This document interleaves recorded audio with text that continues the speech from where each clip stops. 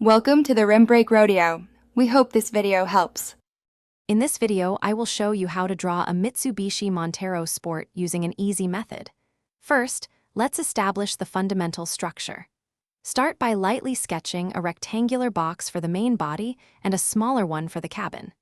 These initial shapes will guide your drawing, ensuring the vehicle's proportions are accurate from the very beginning. Remember to keep your lines light, as we will refine them later. Now, let's add some key details to the body.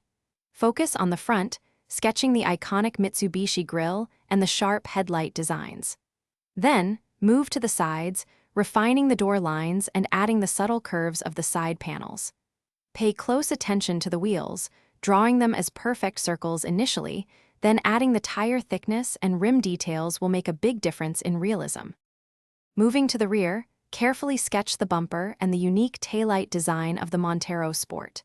Don't forget to add the side mirrors and any roof rails, as these small elements significantly enhance the vehicle's realism. Once the main features are in place, begin adding light shading. This will help define the contours and give your drawing a three-dimensional appearance, making it pop off the page.